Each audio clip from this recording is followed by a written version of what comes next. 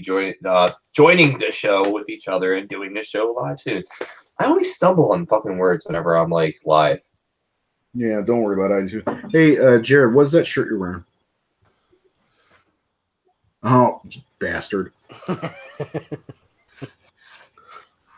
I couldn't pick between this and the Big Trouble in Little China shirt I got. Well, yeah, I'm glad you wore that. Big Trouble in Little Vagina. Yeah, she also had like funny panties and underwear at her booth too. Those were cool, man. They were like play on movies. Like one of them was like She-Rag and Master of the Uterus. They were pretty fine. And there was one that had Admiral Akbar and said, "It's a cramp."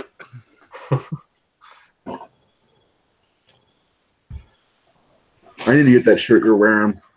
I should have got it when you got it, because when I went back to the booth, they didn't have more extra larges. It's okay. It's okay. It's enough money. All right. Me too. You get in trouble?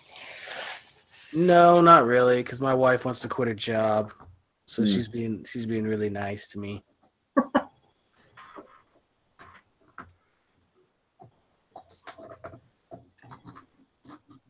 All right, good evening, everybody. Welcome to another episode of THS Lives here tonight on Facebook Live. Very thankful for everyone who's joining us tonight. Tonight's going to be an awesome show. We had no guests tonight, but we're going to talk about everything under the sun. We got a couple of movies coming out, a couple of new trailers such as Suspiria and The Predator.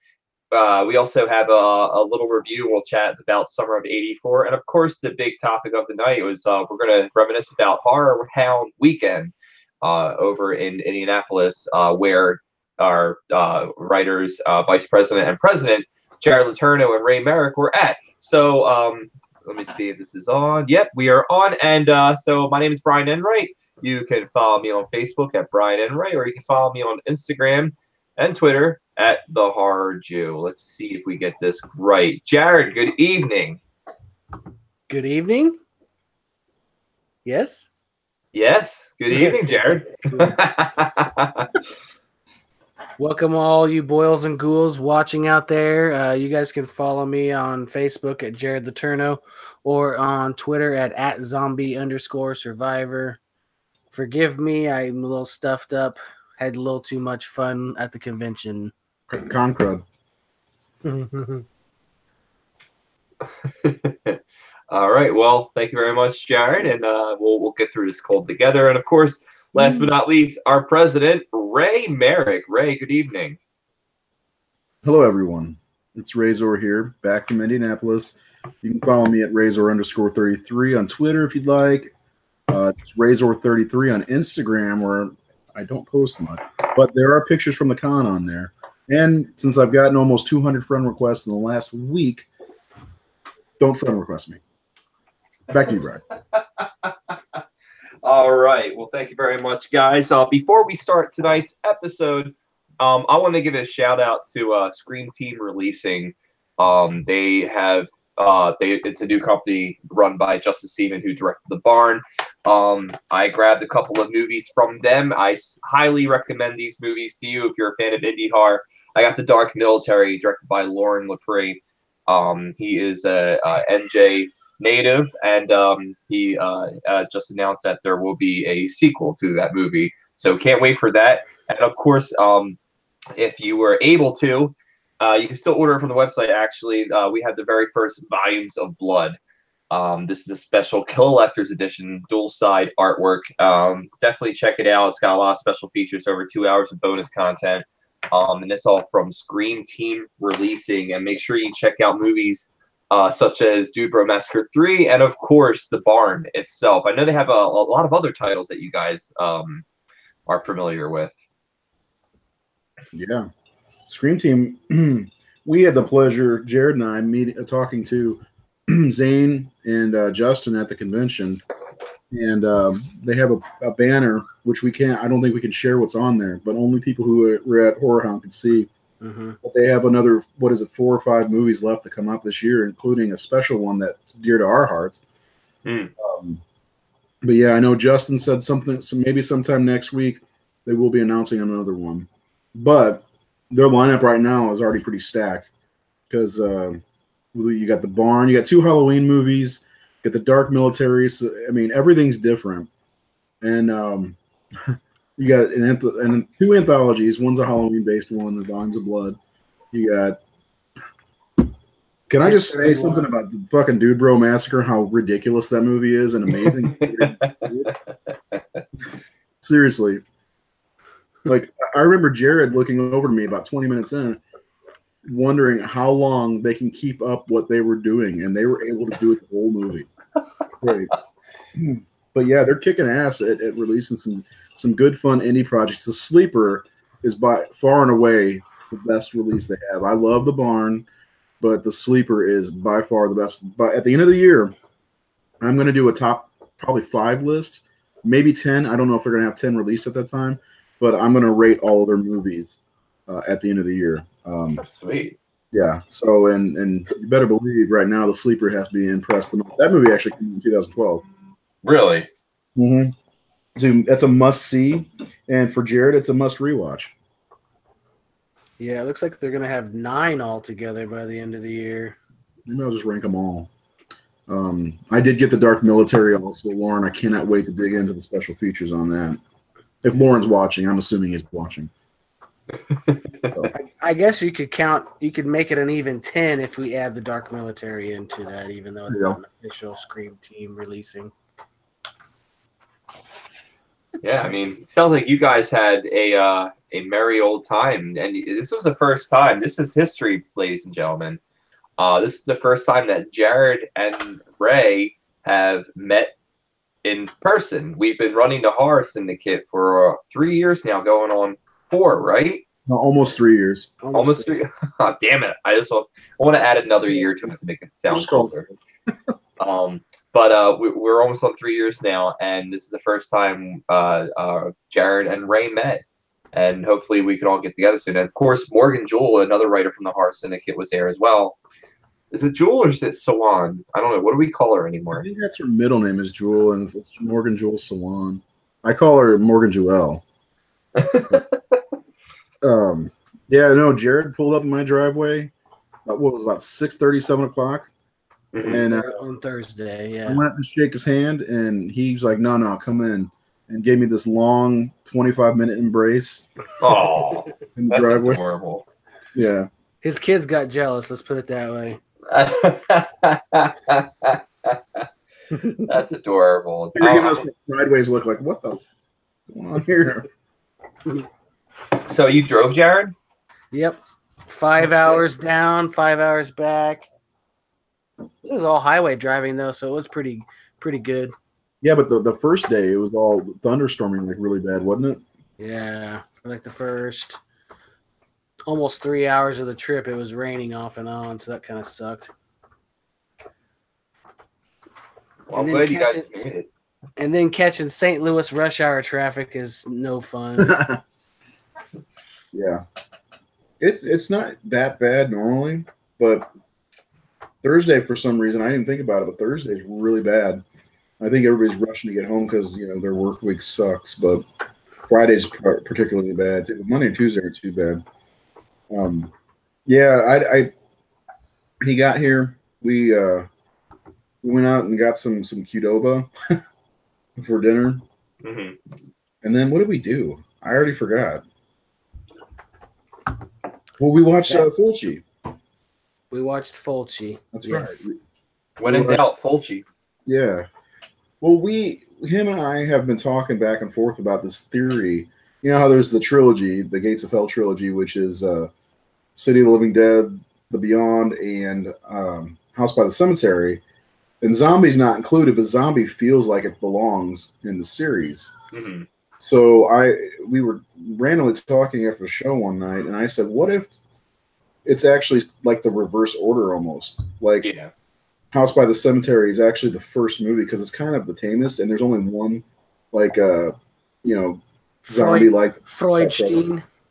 Right, exactly. And then, The Beyond amps it up a little bit more. And then City of the Living Dead, they even mention a couple of times that if after Father Thomas hangs himself, that this could mean like the end of the world or something like that. And then Zombie is like it leads right into the end of the world. So like, if you start with House by the Cemetery, Beyond, City of Living Dead, and then Zombie being the last one, I think that would be the order. I don't think Fulci intended it that way, or the way it is either. I don't know if he intended anything. His movies are kind of a mess sometimes.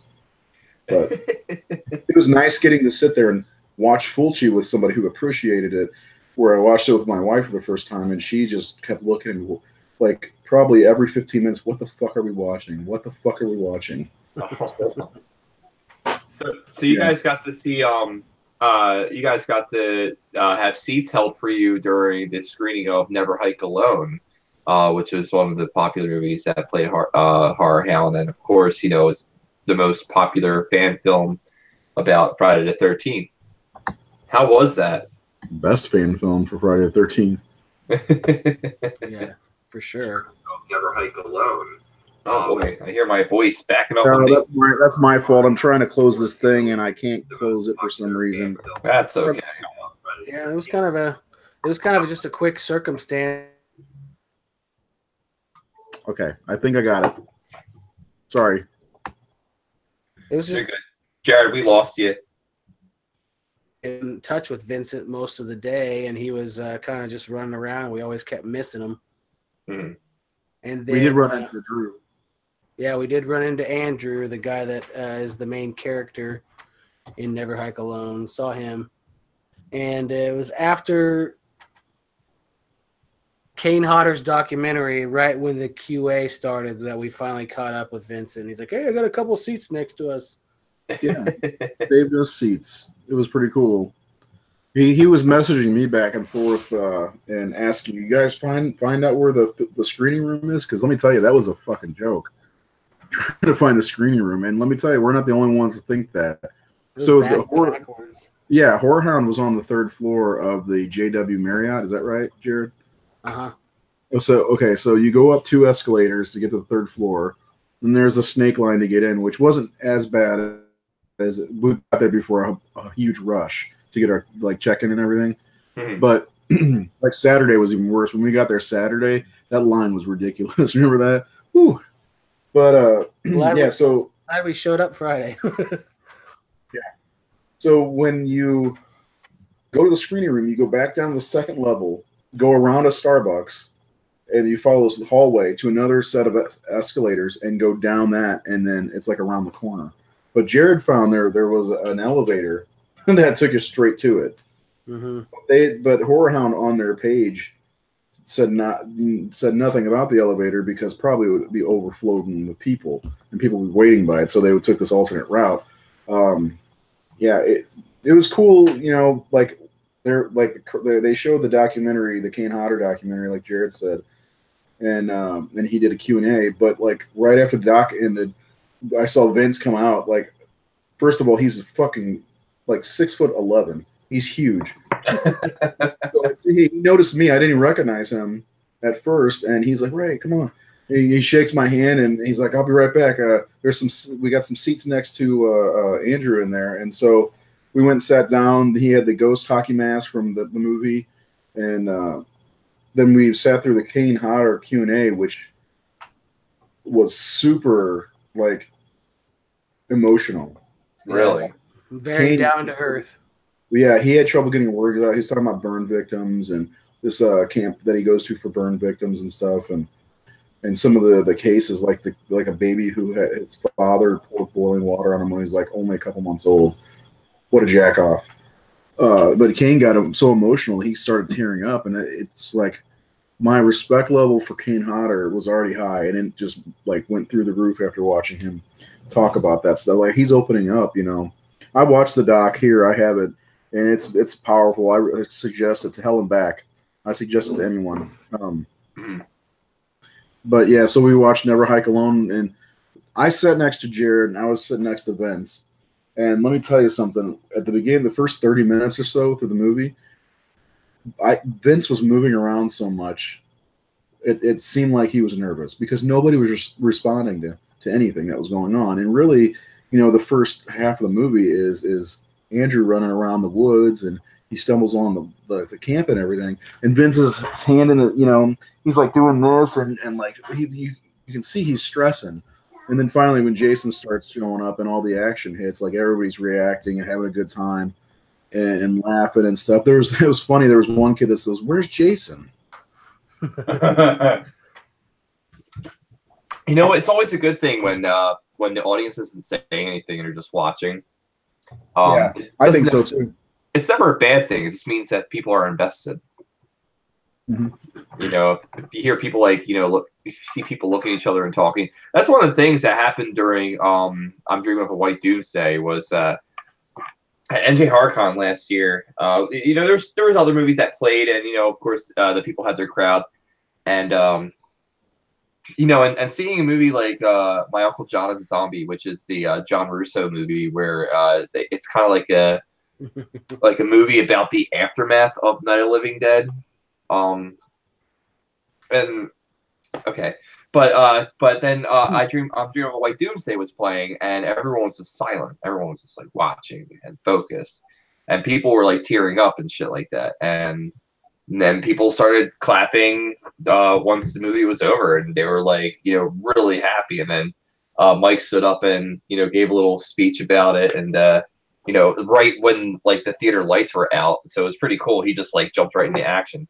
But you never, you know, I can't imagine what it's like for a filmmaker to just be sitting in a room with the very people you're depending on to like enjoy the movie that you've worked so fucking hard to make. But I'm glad it paid off for Vince. I hear nothing but good things from everyone. I saw Never Hike Alone. I'm just saying, I hear nothing but good things from people who just started watching it. And I think they ended up taking home the Best Special Effects award for their film. Another movie was Lunch Ladies. They got Best Short at Horrorhound. Oh man, that's awesome. Yeah. I love that short. It's so funny. Yeah, it was playing at like midnight or something, and we had already left, and we would have had to have eaten and then went back to watch it because Ray still hadn't seen it yet, so we didn't get to watch that one at the convention. Yeah, but the thing that we did was pretty fun, pretty good. Yeah. What's the name of the restaurant? I can't really remember. I want to shout out for him, but I can't remember. It was so damn good. Primanti Brothers? Primanti Brothers, yeah. So Jared gets this what was it, pastrami on rye or something like that? It's like a pound of pastrami. And then, you know, some mount up with fries and coleslaw on top. But that's not what he ordered. But yeah, and then I got just a burger basically that it wouldn't have needed anything on it because the meat was so flavorful, man. And plus, you know, the manager came over, bought Jared a shot, gave me a beer, and it was good. It was a good place to eat. Downtown Indy. Primanti Brothers, is that what it was called? Yeah. There you go. They got a plug. I just shit immediately, and we're walking back to the hotel. And like, man, I'm cramping up. I'm dying. We get to the doors, and they're locked. So we walk around to the side doors, and they're locked too. We had to wait for somebody to get in.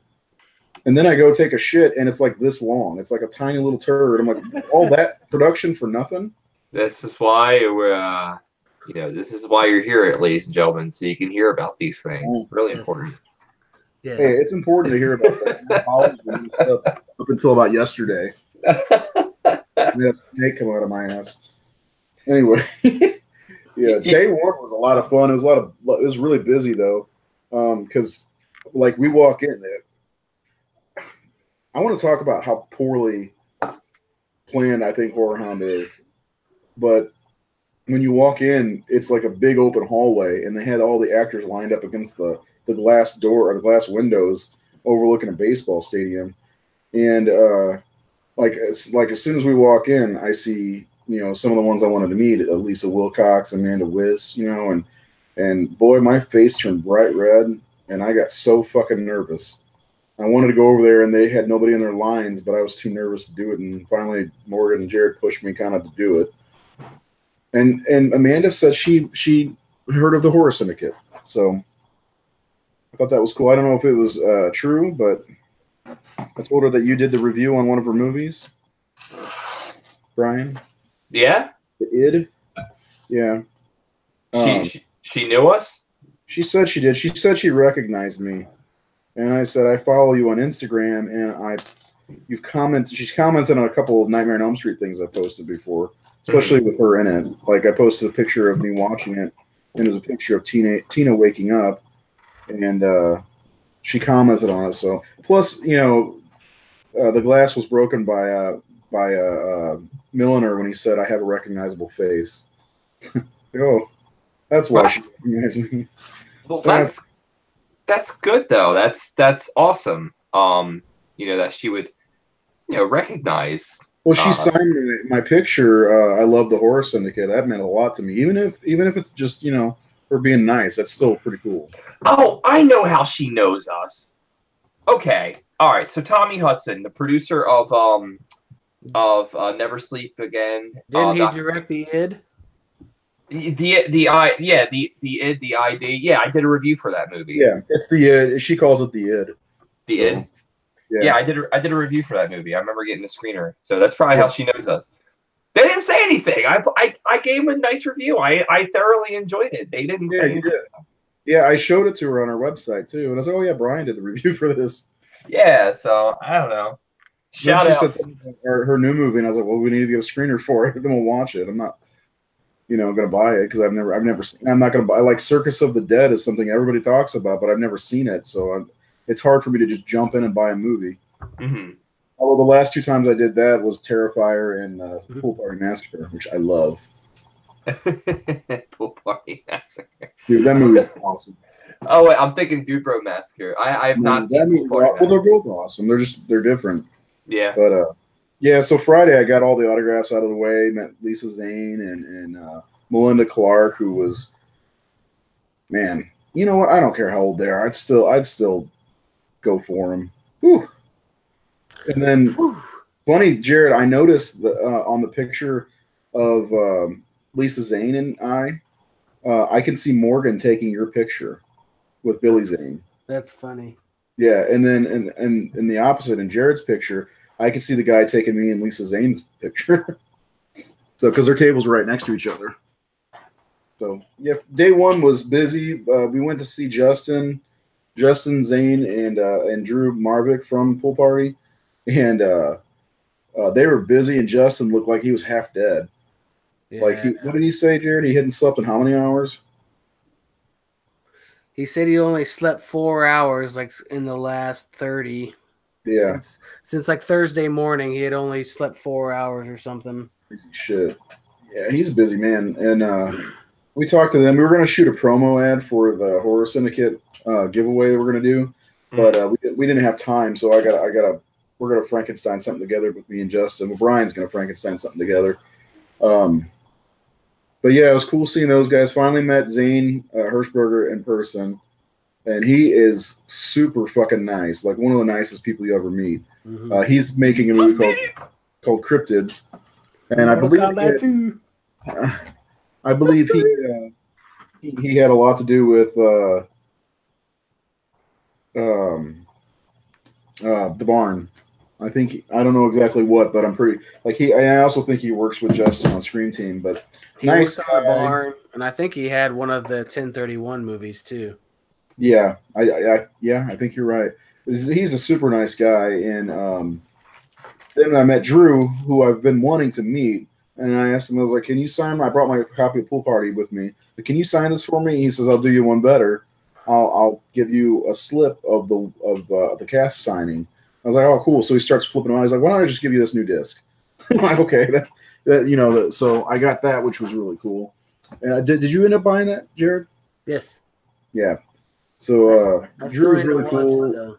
We're going to get him on the show, but we have to have Lombardo on the show with him because those two are going to be out of control together. Oh, fuck yeah. I can already see it now. Yeah, Drew is he's a great guy. I really, really liked him. We caught some conversation that we're not supposed to hear, like possible 1031-2 talks, maybe. Mm-hmm. Justin talked about a possibility of the barn too. So I think we all know that's coming. That's not a secret. I think he mentioned it on our show, actually, when he was on. So I'm letting all the cats out of the bag today. We saw Eric Huckisson from Volumes of Blood there, and he talked my ear off in the lobby of the hotel. And then he diverted my attention when I was trying to buy some bootleg Blu-rays. There was a guy, I don't know how he gets a booth, but he had a shit ton of bootleg Blu-rays with like the ones you can't find, like Bright Night 2, The Blob on Blu-ray. What was the one, the Italian one, Jared? Cemetery Man? Yeah, Della Morte, Della More. They never had that on Blu-ray? I thought they did. I think foreign, or it was a limited run because I can't find it for anything under like $80. At least not an American release. Yeah. Yeah, no, I did see a bunch of German Blu-rays for it, but I never saw an American. Yeah, back when I was in that group, I saw a lot of people posting it, and then I got kicked out. So, you got kicked out, but listen. And here we are now. Where was that? How many people were in that group? Like 8,000? Something like that. And now the horror syndicate's at like 10,000 plus?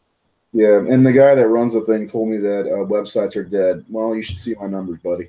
If websites are dead, you should see my numbers. Anyway, websites are dead. But websites will never die. They're a source of news and entertainment. Anyway, day one was a ball. And we drove up for 3.5 hours. Jared, I was telling Brian about St. Elmo. When we passed St. Elmo both times. And then we talked about making a half-assed fire by the sign that says St. Elmo and see if anybody did it. We never did it. Will you be where the eagles keep flying higher and higher? Yeah. I still need to look up the lyrics to that song to find out if he just like shoehorned in the words St. Elmo's Fire. So I feel like he did. I feel like that song was a song that he was making. They're like, hey, can you do a song for St. Elmo's Fire? Yeah, here it is. And he just shoehorned those words in. It almost feels like it doesn't belong. Isn't the actual song called like Man on Fire or something like that? Man on the Motion. Man in Motion. Yeah. Man in Motion. But gonna be a man in motion. All I need is a pair of wheels. So, but you had the Brat Pack, and you had to aim it towards them and their movie St. Elmo. I heard St. Elmo's Fire is gonna be. I'm not a child of the '80s. I am a child of the '90s, so I did miss out on St. Elmo's Fire. But you knew the reference. That's good enough. That movie's not that great, but it's kind of like the Rat Pack or the Brat Pack's B list. Yeah, really? It's okay. It's like with the Brat Pack movies, it's one of the lower ones. Got ya. What's that one Emilio Estevez movie where it's him and Demi Moore and they go on like a bank robbery and then they both like get shot in like the football field of their high school? Is that real? It's a real. It's not the Mighty Ducks. I'll tell you that. Well, I know if they're supposed to be high school people, that's way before the Mighty Ducks. Yeah, here's the thing about Emilio Estevez. I think he's made better movies than Charlie Sheen, and I think I can agree with that. We have National Lampoon's Loaded Weapon 1, we have Maximum Overdrive, we have the Mighty Ducks. One movies that I wouldn't agree on, but okay. Wait, you did National Lampoon's as far as being better, like those are okay, but like he's got better movies than that. Like Men at Work. I love Repo Man. That's Breakfast Club. He's in St. Elmo's Fire.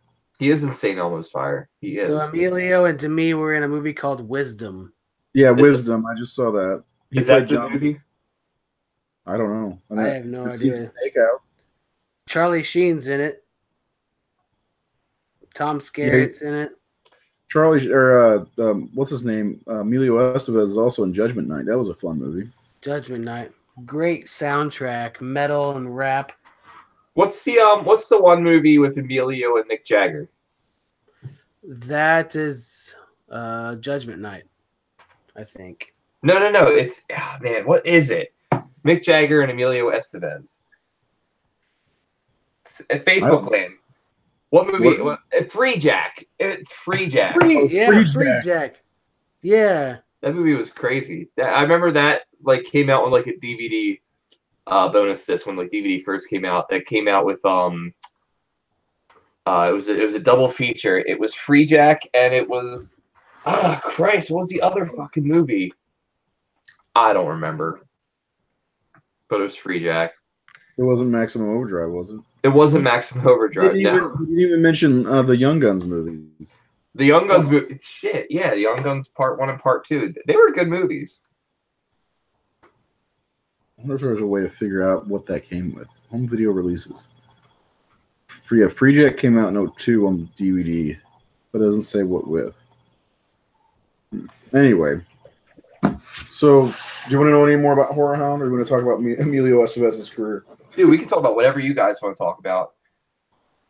Facebook land is like invested in Emilio Estevez right now. Oh yeah. What? What? Really? I think so. Oh, jeez. So Morgan, we finally met Morgan. And for those viewers who have met or seen Morgan on the show, she's as quiet as she is on the show as she is in person. Yes, she is. She's really nice, and the day one, she was our picture taker for the celeb photo ops or whatever. So she took all of our pictures, and she tried taking them this way, which is the way because I took a couple pictures for her, and I'm like, no, Morgan, do it this way. This is the right way to do it. Don't do it, the millennial way. I'm not there yet. Yeah, it was cool meeting her, and we met a couple of her friends from the area. We ran into Tristan and Destiny from Red Eye, and they looked fucking exhausted. Yep.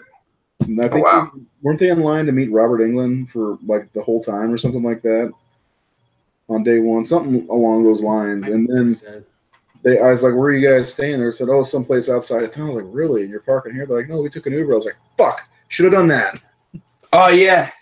It's cool, though. Like, Jared and I, it didn't take anything to get to the convention from where we were. I mean, it was like a short walk, And I got my steps up. So that's good. I'm glad that you got your steps. Yeah. Jared did. Right? I definitely got mine. Yeah. But like the parking, like where did we stay? It was the Hilton, not the Hilton. What was it? Hyatt Regency. Hyatt Regency. Actually, it was a nice place. Our room, and this is my fault because the guy's like, "Which floor do you want to be on?" And he said a lower floor or a higher floor. I said lower, and we got the 5th floor, and we were pointed directly at all of the fucking venting ducts. So we look out the window. I'm like, "Oh, what a great view!" all the fucking ductwork on top of the lower building or the garage, I guess is what it was. Not that really matters. The room was nice, and beds were comfy. Yeah. That's always a good thing. Yeah. I'm a little nervous about the Showboat because it just opened up. After a while, that's where NJ HorrorCon's going to be. Yeah. And I know they had some issues with some of the rooms before, like even when it was a Showboat with the casino. It's not Showboat Casino anymore. It's Showboat Event Hotel, something like that. But I know it's all revamped, so I'm pretty excited to see how that looks. I hope the beds are comfy. You're staying there? I'm gonna stay there Saturday into Sunday. Friday night I'm going. Friday night I kind of will be live, but it's not going to be like a super live event like it is going to be Saturday. Just because I'm going to have some footage of the Heart Syndicate members doing interviews and stuff like that. I do want to go to see some films at during the times they play and talk to some filmmakers and set up some interviews. But Saturday I'm looking to go on consecutively for the remainder of the day on Facebook Live. We'll see how that goes. If not, I'll just splice everything up together and we'll have a video, a review of everything that happened. So I think it should be fun. We have our own table. So if you guys go to NJ HorrorCon and you're in the press room, come meet me, Chuck, Jenny. My wife will be there, Victoria. My daughter will be there. It's going to be a good time. I'm pretty excited. I wish you guys were able to come, but you guys rocked out Horrorhound. Yeah, plus Jersey's really far away for us. I mean, Jared had what 8 total hours. I only had 3, but Jersey would be like because I don't fly. Yeah. And I mean, one of these days, like Morgan was telling me, We could take a train then. yeah, we could. Morgan, I didn't know they etched this Suspiria thing, and she sent it to me. So her mom and her do all these craft things. Oh, And okay. they should set up a booth, at a horror con at like Texas Frightmare, because that's where Morgan's from, is Texas. Yeah. And she said that she wanted to, but it costs like $400. I was like, maybe in 2020 we can get a table, sell T-shirts, and you guys can share half the table and sell your crafts and stuff. Mm-hmm. I think that would be fun to go to. That's the one I really want to go to, is Texas Frightmare. Well, we'll make a trip. Supposedly one of the bigger shows. Now Horrorhound's really big. Mm-hmm. Yeah, we'll make a trip. Hopefully, we can all get together by then. While you guys were at Horrorhound, I did a couple reviews on a couple movies. First one was Canadian director Tim Bell. He made this movie called Tales from the Campfire, a nice little indie movie with a budget of $5,000. They made $5,000 look like $50,000, so that was pretty impressive. And it was like a total of like 10 people, including cast, that were like that made the movie. So shout out to Tim Bell with Tales from the Campfire. And also, this is not out yet on DVD, but I was reviewing it. Director Anthony Cooney, director of a short movie called Leaf Blower Massacre, has made Leaf Blower Massacre Part 2. And when you think of leaf blowers, they are the safest landscaping tool you can use out of everything. Like, the only way you could die from a leaf blower in real life is drinking the mixed fuel, or I don't know, like breathing in the carbon monoxide. But there's a review that I did. It's on the horrorsyndicate.com. It lists 10 actual ways you can die with a leaf blower, and I think like 5 of them is like doing something that isn't leaf blower related, but you're holding a leaf blower. So, get to that.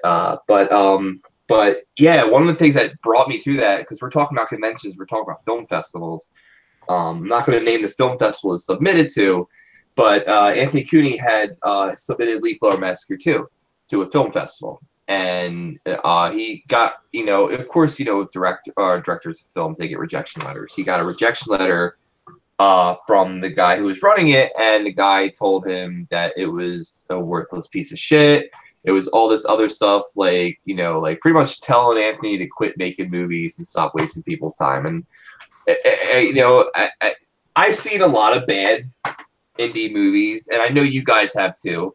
But we're not going to be like, your movie fucking sucks, you should stop making movies. It's just, I don't know. Like, when you have a film festival, I don't see why you would put the time in writing someone a letter back saying your movie fucking sucks, kill yourself. It's, I don't know. Yeah, you probably shouldn't do that. I mean, like, word gets out. It's like, we've seen our fair share of stinkers. And if PJ Starks is watching Volumes of Blood is awful. But we've seen our fair share of stinkers, but we give them a fair review, and if it's good, we'll tell them it's good. If it's just okay, it's just okay. But we're not going to sit here and be like, well, Leaf Blower Massacre is a pile of shit, because, well, I don't know if it is or not, but like sometimes, like, for instance, I wonder when Dude Bro made its rounds with reviewers, and if they even understood that it's like it mocks mid-80s sorority type movies, Mm-hmm. So I don't know, some people got their head up their own ass. Yeah. No, Leaf Blower Massacre 2, it's an indie movie. It's not bad. You already should know what you're going in when you're watching a movie called Leaf Blower Massacre 2. First off, there's already a first one. Second off, the guy is using a leaf blower as a fucking weapon. It's like Pieces. The tagline, the movie Pieces. It's exactly what you think it is. Like, that's Leaf Blower Massacre 2. The whole time I watched it, I was thinking of Pieces. Like, what if, pieces was made today, and that's Leaf Blower Massacre 2. It's good. It's fun. It's definitely a movie. Like if you want to have a bunch of friends over and get completely fucking wasted and watch a movie, watch Leaf Blower Massacre 2. It's just a fun, campy movie, and there is pretty good scenes in there. A lot of times you see movies like this and you're like, oh man, the acting was fucking crazy. The lead actor, Shavar, did a pretty good job acting. So I think that was one of the movie's strong points. But yeah, there is a Kickstarter to get it to film festivals, and you can also buy it off the site, Leaf Blower Massacre 2.com, I believe. So I would check it out. I don't know what the retail price is for. I paid something different. I paid like a package price. So they gave me like buttons and cards and stuff like that. So we got a couple things from Facebook. Lauren gave us a shout out and said, hope we had fun at Horrorhound. Keith Saunders asked if we met Bruce Campbell. Jared, all you, buddy. So both Ray and I decided against the photo op with Bruce Campbell. This is one of the first occurrences that I've had with something like this, and I haven't been to very many horror conventions, but Bruce Campbell actually had his own room at Horrorhound. Closed off completely. Closed off from everybody else completely. And in order to even get in line to have anything autographed, you had to go up to their table and take a cue card, which is basically a business card, saying that it would reserve your place in line at a designated time. Mm-hmm.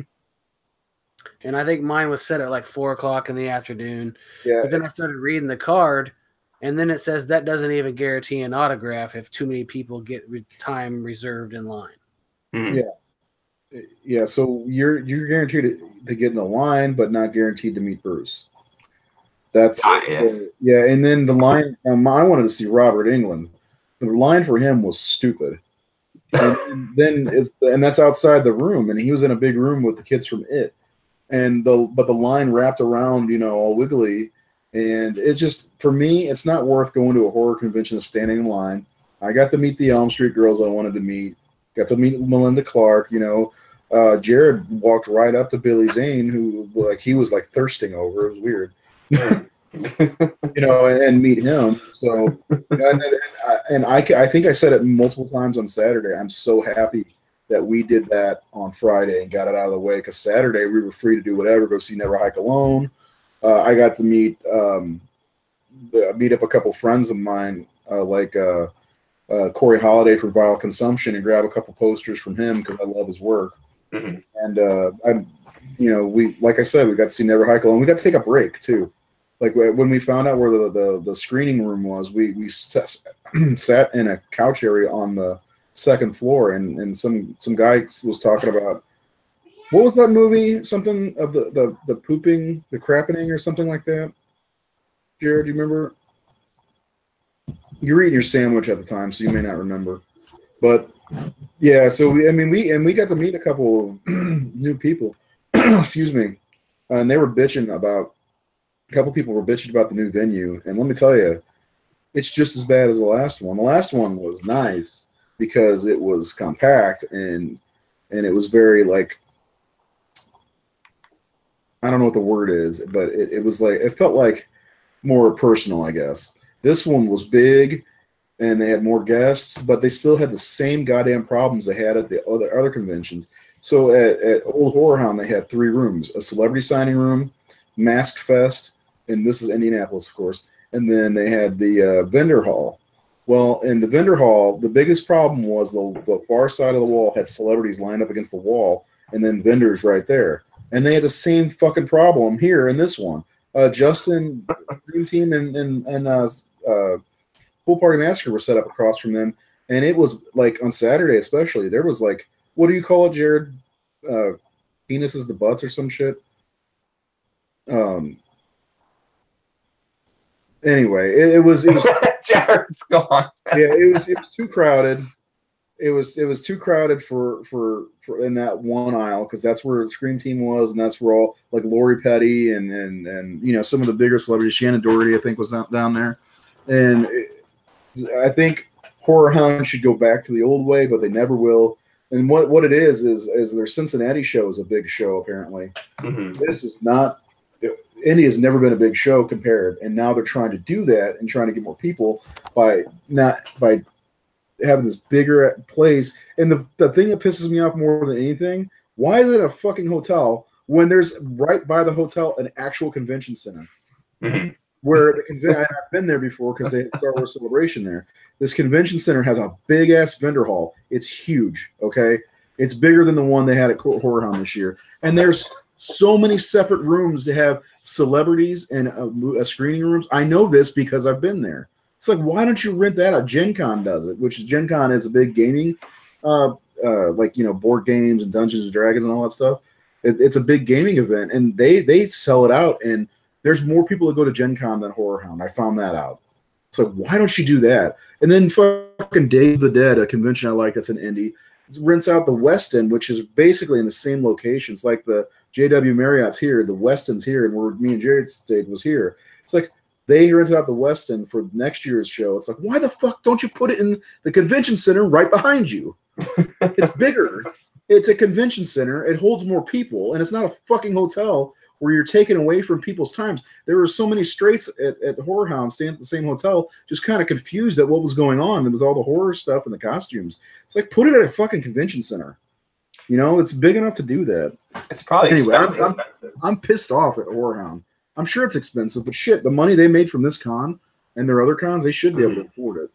I mean, fucking their autograph prices, and I know a lot of that's the celebs, but even photo op prices, all this shit is getting really expensive. Yeah. And they should really try to make it better for the fans instead of fucking, you know, trying to bring. I think they had like something like 45 guests, and they had Kiefer Sutherland, and at least they're not selling out like Days of the Dead and just having wrestlers come so they can get wrestling fans there. Well, they did have Diamond Dallas Page there, but like Days of the Dead had like 7 or 8 wrestlers last time I went. I was like, this is the weirdest thing ever. I'm sitting in front of like the front of what is like a haunted house for photo ops where these two guys are talking about WrestleMania 12. It's the weirdest thing ever. And then the fucking wrestler Sting walks by. I'm like, this Days of the Dead is not a good con. I only go to Days of the Dead, like for instance, to meet Heather Langenkamp this year because it was a dream that I always wanted to meet her. That was the only reason I would go to Days of the Dead. Otherwise, Days of the Dead's a joke because they sell out and do shit like have wrestlers come. I hate that shit. Stop having wrestlers come to horror cons. If it's called Days of the Dead, that means it's a horror convention, not a fucking wrestling convention. They need to start having wrestling conventions. Sorry, that was a rant. But on positive notes, I met some great people. I got to see old friends. I met Nathan Thomas Milliner in person. Me and Jared met him. We got to see this guys from Scream Team releasing. Met Sean Clark from Horror's Hallowed Grounds, which is kind of like a personal hero because I've been watching that show whenever you can. It's hard to follow some because they're all on like Scream Factory Blu-rays and they're all like spread out all over the place. But I love that show. He's doing something I've always wanted to do. So that was cool meeting him. He said he'd come on the show too. Sweet. So yeah, so we got some guests we're gonna start booking here directly. But yeah, I'm pissed at Horrorhound. I had fun, but now they're going way too far with having way too many people and this big ass fucking swanky. It's a horror convention. Doesn't need to be in a fucking glass window hotel. You know that rooms are $300 a night. Come on. Yeah. Well, Monster Mania. Last year, actually, I think it was this year, a few months ago, when they had their Monster Mania in March, they broke code. Fire marshal had to come and tell a lot of people to leave, and because they reached capacity. They you think that they would move to a bigger convention.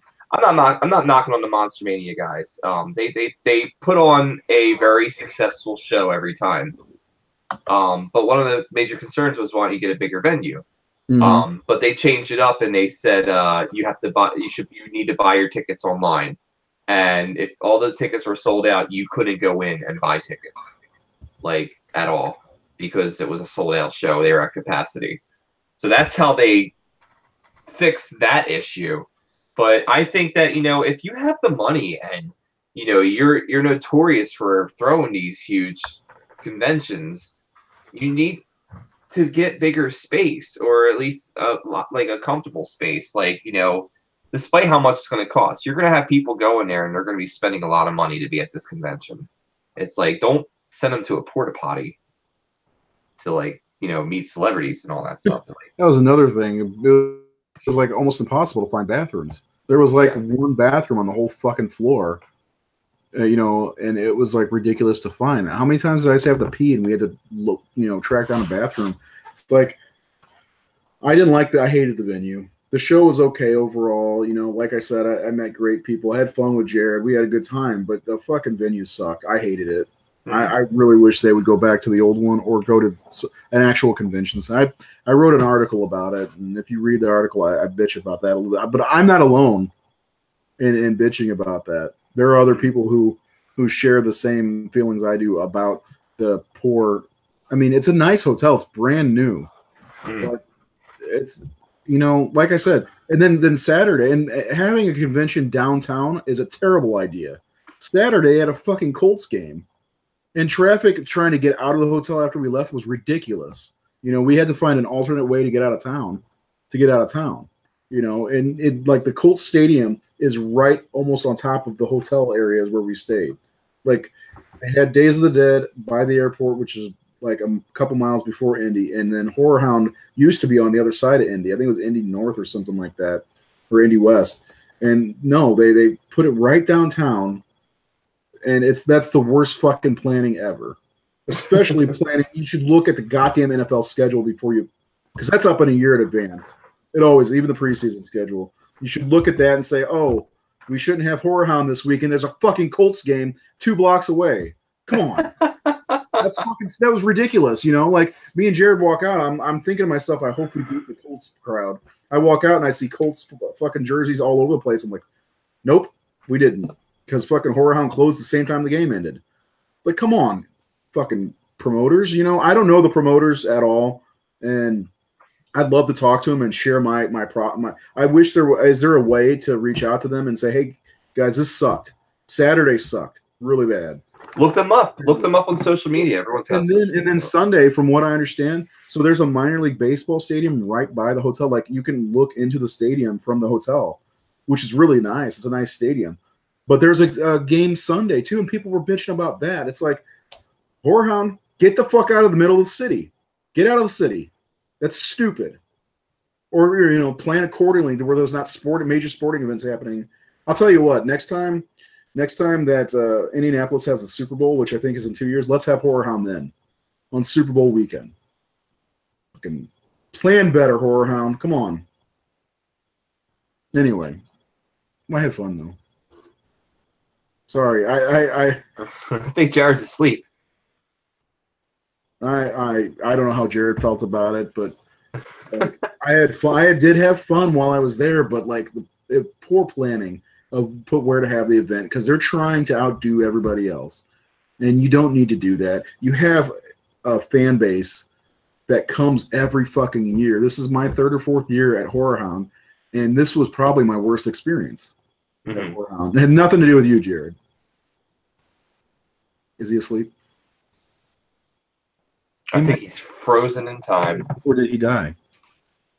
He's frozen. I think he's frozen. But yeah, I mean, come back. It had nothing to do with Morgan. It was just the venue was the worst thing ever. I'm really disappointed. I almost don't want to go to Days of the Dead because I know what it's going to be. It's at the Westin, and let me tell you something, Brian. Parking at the Westin is $40 for 24 hours. Wow. That's like, well, you know what? It's cheaper than parking in New York. Yeah, I'm sure it is, but $40 is like 3 hours. Well, I paid $43 for 25 hours at because it was 35 at our hotel. Because our hotel didn't have parking for guests, you still had to pay. How awesome is that? And then there was like $8 for 1 to 3 hours after you go over the 24 hours, and we were like just barely an hour over the 24 hours, so I got charged another $8. Well, no wonder the red eye The fucking cruise. hotel gouged me. They changed the price. It was $126 for the night. That's what I got in my email. Mm. And I looked at it, and they charged me $195. I'm at a loss. I don't know. Wait, how did they charge you $195? You already had a confirmation for $126. I don't know. I just took it and said fuck it, and Jared helped me out by being a good friend and splitting the room with me. Mm-hmm. But like, I don't know. It's like if I bitch about it and say, well, I'm not paying this, then what am I going to do? You know? Yeah. So I don't know. I was pretty pissed off about the whole venue and everything. Oh, good, you're in here again. Jared's back. So, Jared, did you have fun? I did. The highlight of my weekend was when Ray's daughter Helena combed my hair. I know. I saw the pictures. That was cute. So, you know, it's interesting to hear about these conventions and also being able to talk about these conventions on Facebook Live, because a lot of things with cons is you only hear word of mouth through what people say in the comments section of like pictures that are posted on the conventions. I think that what we should do is we should have convention reviews. And I'm not trying to be an asshole or anything like that, but I think, you know, since we're going in a direction where, you know, like you said, we're hiring wrestlers, we're hiring people that have nothing to do with the horror genre. Hotel prices are, you know, climbing for no reason after you got like an appraised price. Parking is just super expensive. Like even like reviews on how it, like what is the best way to get into the convention, like what you should do, what should you be prepared for, you know, what are the hotels like where these conventions are held. I think it would be great to have a convention review for you know, at least here at the Horror Syndicate. What do you guys think? Yeah, I mean, a real down. Like I was nice. In my review of Horrorhound this year, I was kind of nice about it. But like the more I think about it, especially the hotel situation and the venue, I get mad because it makes me not want to go to conventions anymore. And let me tell you something. I really am getting to the point where I'm going to go get autographs and see the people I want to see and get the fuck out of there. You know, and that's not why I love conventions. I love being around other horror things, you know, and I love meeting new people at these conventions. But I'm tired of all this bullshit. And eventually everybody else is going to get tired of it too, and conventions are going to die out because of what the Horrorhound just did and what Days of the Dead is getting ready to do. It's getting ridiculous. And like last year after I got back from Horrorhound, it was kind of sad because I knew it was the last year they were doing that venue, and I love that venue. And I was on an extreme high, and I'm still on a high because I had fun. Jared had fun. Well, I think Jared had fun. But the everything surrounding the convention sucked. Like when I was in the convention, it was fine, except for having to, you know, navigate my way through trying to figure out where the fucking screening room was. I don't know. Maybe I'm just an old man, an old grumpy bitch. Phil Leon says, "There's actually a new Facebook groups that are like that, with different cons, including info for tabling." Yeah, that's good too. Sometimes Horrorhound posts prices for like autographs and stuff like that. But Phil also says it's because just about all the cons of all kinds have become franchise corporate cash grabs. That is probably true. Ugh. I don't know. I'll probably end up going back. I should probably stop bitching. What do you think, Jared? Am I the only one here? Jared must be having all kinds of problems tonight. I think Jared's having some problems. Those out there, if you're hearing a baby cry, my daughter's going to bed, and she wanted me to give her a hug. I gave her a hug, but she didn't want me to leave. So that's that. It's a very family-friendly show here at the Horror Syndicate. Except for when I cuss and bitch about horror cons. Oh no, it's totally cool.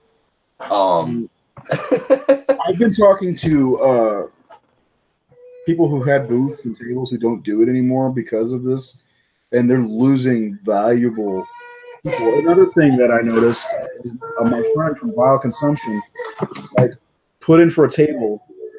He had to be one of the earliest people to do it because he does it every year. He's been at Horrorhound for 5 or 6 years now. He had to share with somebody else who had a booth. He didn't even get a booth. Oh shit! Yeah, that's bullshit. It's like, what are they doing over there? I think they're going to get too big for the britches, and Horrorhound's going to end up being one of those dead cons. Mm-hmm. Same thing with Days of the Dead because they're trying to compete with Horrorhound. Yeah, well, I mean, you also wonder because of because of the internet and social media and everything, how many more horror fans we're getting. So it's like, we had movies like It, Walking Dead was like one of the first like pioneers to bring in like the general public. It wasn't just horror fans. So I wonder. So many Walking Dead people there too. That was annoying. Sorry. But I wonder if that's the case now because like you have all these. You have the general public now. It's not just diehard horror fans or people who would read something from Fangoria or go on a website to figure out what's going on. I mean, social media is just saying, hey, like even with algorithms, you go on social media, it's just like, hey, this convention is happening and you can meet these people like as an ad on Facebook or something like that. So I think that the horror con game is changing, and I think that what you're saying and what I've heard from people at Monster Mania and everything, I think that these cons really need to up their game and rent out larger space and more comfortable larger space because maybe not even just larger space, but spaces that isn't downtown Indianapolis. It's not a mega metropolis or anything, but shit, that was the epicenter of Indianapolis, and I'm not even joking. That's like where everything happens in Indianapolis is where the hotels were. That's stupid. Mm-hmm. I'm not so. What I don't even know what to say about it. I'm really not happy with I'm glad my brother-in-law didn't go because, he loves Horrorhound, probably maybe more than I do, and I think this would have turned him off because of the way it was the same problems in a bigger place, in a worse fucking venue because of trying to get in and out of there. I mean, I'm glad I got a hotel right there. Otherwise, trying to get there and by car, if you came by car, you're a moron. Because, I'm not joking. It is. If you came by car, if you stayed at a hotel outside of town or a little bit further out, and you had to drive there, that's stupid because it's not worth it. It's driving in that area. First of all, Indianapolis is full of one-way streets. Like we had so much trouble, and this may make us sound dumb, but trying to get into our hotel because we weren't sure. Because we saw a parking garage that was a pay garage, yeah, right? And we weren't sure if that was where we were supposed to park. So we circled the fucking block like 3 times before I was like, Jared, can you just go in and ask somebody at the desk? Because I was driving, and he went in and found out, yeah, you go down to the garage and you pay $35 fucking to park. Like, Horrorhound, we spent between the two of us almost $300 just to stay around the hotel, and then you want us to pay $50 to get into the place. And these celebrities are charging more and more for photo ops. I know for a fact, just 3 years ago, Robert Englund was charging $30 for a photo op. Now he's charging $100. This is fucking getting out of hand. It is. It is. It's pushing me away, which sucks. Because I love conventions. I love comic book conventions, and I love horror conventions. And you know which ones are the best ones? The small ones. Like MightyCon this year and last year, when I was there for Apogee, was great.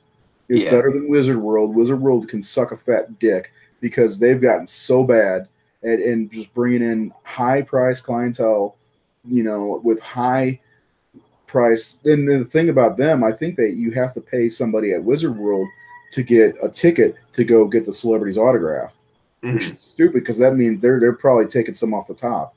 Because I don't know if Horrorhound takes some off the top or what, but I don't know. I'm getting to a point where I might be hanging up my con shoes here to the best part is meeting your friends that you don't see there, like meeting new horror fans. It's like I've been talking to Milliner, and we had him on the show a couple times, and I've been wanting to meet him. Me and him are very, very kindred spirits. And I've been wanting to meet him, and I finally got to meet him. But now it's like he doesn't hate cons, but he doesn't like going to cons very much anymore because he's burnt out, and it's getting the same thing for me. Holy shit. Jared's back with a sneeze. Well, yeah, I mean, now when I go to conventions, I don't wait in line to see celebrities anymore. I see them as I'm passing by. I don't need their autographs anymore. And I really go to cons because I support indie horror and I support people who bless you, Jared.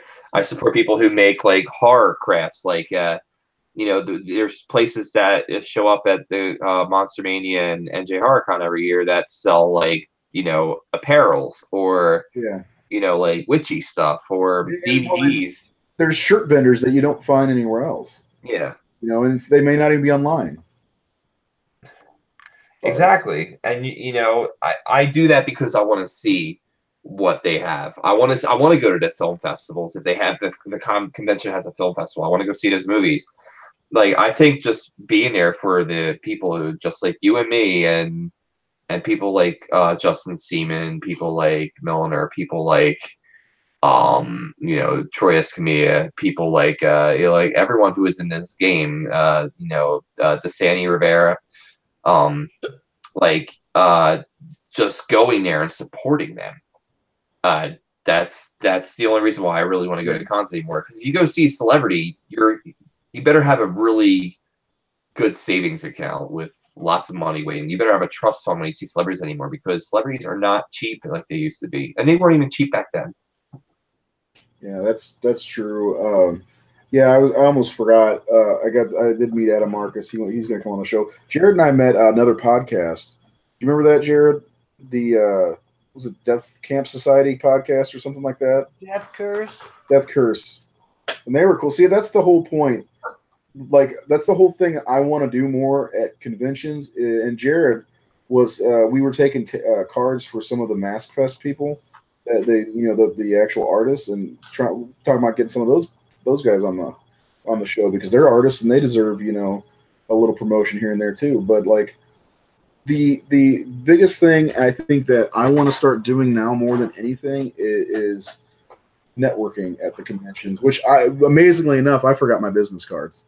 But networking for, because like these Death Curse guys, maybe we could, be on their show, they could be on our show, something like that, help cross promote, that's what I really would like to do. And like you said, the piggyback, we are all big supporters of indie horror, and sometimes, not even sometimes, this is the way to get, put a name or a face with a name. I met Justin last year, and now since then I've met PJ Starks and Troy Escamilla and all these different indie horror guys. And when you meet them in person and they meet you in person, there's a little bit of a bond and trust that you gain with these people. And like Lauren, for instance, Lauren is a big supporter of ours, and I think it has a lot to do, not just because we support his movie, but because of that interpersonal relationship that you have with him, and that I have with PJ and Troy and Nathan and whoever, and Justin Seaman especially, because Justin, he is a big supporter. If you bought the 1031 Blu-ray, you can see he's wearing our shirt in the special features. And that's what it's all about, is supporting each other and making networking contacts. And I feel stupid because I left my fucking cards here. So would you say that the general public is for, the general public will take care of the celebrity autographs and everything, but the horror fans have now like evolved into being more indie supported? They don't care about independent horror movies. The general horror fan does not give two shits about indie horror. If it doesn't have to do with Michael Myers, I'm not afraid to say it. If it doesn't have to do with Michael Myers or fucking The Exorcist or anything like that, they don't care. And you know how I know that? Because I can read my website and see what people look at and what they don't look at. And they don't care about indie horror. And that's why it's very important for us to keep pounding it into. If we see a good independent film like The Barn or like The Sleeper, they need to know about it, and we need to go out there. Like the other day, Jared, I don't know if you remember when we were there, this guy had a House of the Devil shirt, a Ty West movie. Yeah. And I love that movie. And that movie has the same feel, atmospheric feel, and it reminds you of an old 80s movie, early 80s movie, right? And that's how The Sleeper. He went there to buy, I think, The Barn. And as he's buying The Barn, he kind of looks at The Sleeper, And I'm sitting there, it's like, man, if you like House of the Devil, you're gonna love this. And he ended up buying it based on my my telling him that it's a good movie. Yeah. And he may not have done that. I mean, The Barn has a lot of word of mouth, but some of these other movies don't, and they Yeah. deserve it, And this is what pisses me off in the horror world is like the average person knows about Halloween, but do they know about The Barn? No. And that's really when we started the Horror Syndicate. That was one of our big things, trying to help give independent filmmakers a voice that they don't have, because 9 out of 10 fans don't give a shit about independent horror, because you know what? It's not there. It's not up on the Hollywood marquees and shit. Like that's the lifeblood of horror anymore is fucking independent horror movies. Yeah. And like how many people, like if I mention 5 movies, I want to know how many people have seen these movies, like Pool Party Massacre, The Barn, The Sleeper, Party Night, and The Dark Military. How many people have seen those movies? Exactly. If you've seen any of them, how many of them have you seen? Oh, yeah, no, exactly. And they're not like, and some of these are actually important movies. Like I really do think The Barn is a very important independent horror movie. Mm-hmm. And I absolutely think the same thing of The Sleeper. Now I'm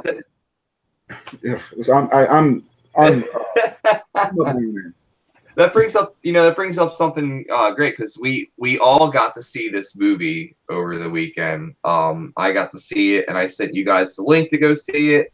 No, we didn't pirate it. I rented this off of Vudu, and I paid money to support. We all saw Summer of '84.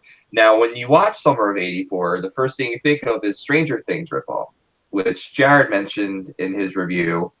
It's not a Stranger Things ripoff. It's something along those. What? Not even close to Stranger Things. It has No. kids as the lead.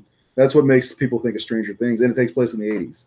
Yeah, and it has an all synthwave soundtrack. And if you want a horror movie, which you think you know what you're watching, but you're not ready to accept what's about to happen, I highly recommend Summer of '84. After the movie was over the first time I watched it, I was so fucking pissed. I was like, fuck this movie. Fuck this It's movie. Funny. You were so pissed, which made me and Jared want to see it more. Like we had to see it immediately after we saw that post. We're like, what the fuck happened? Like, we have to watch this right now. And we were kind of guessing along, like, what made Brian so mad? It made me angry because it was such a good movie, and then the last 30 minutes, it wasn't like 31 where it was like a decent movie, and the last like 30 minutes was like, all right, well, that was a waste of my time.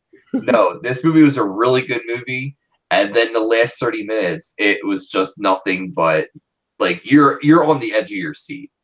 And you, after a movie's over, you're just sitting there watching the credits. Like, is there going to be another scene? What did I just watch? Is that it? Is that it? And it didn't take me until a day later. I'm just like, that was a really good fucking movie. It's probably the best movie of 2018.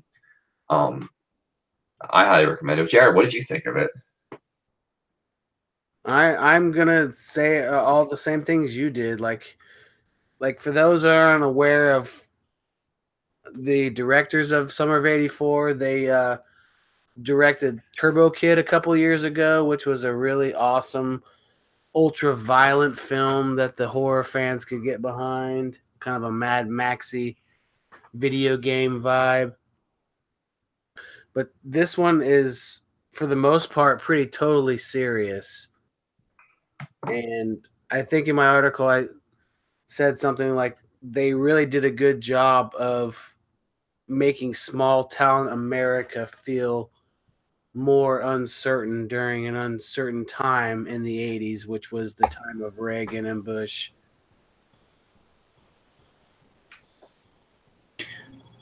That there was a lot to the movie for me that even without all, it's hard to even talk about, because like how many? Okay, it's hard to talk about without trying to spoil it, so I don't even know what to say. It's a good movie. It's a really good movie. Like you said, it can be compared to Stranger Things because it revolves around kids from the 80s. It can be compared to Goonies because Goonies is kids in the 80s, and they're all in like a little adventure, basically, you know. And this one's a little bit more. There's detective work involved in this one, which I really enjoy.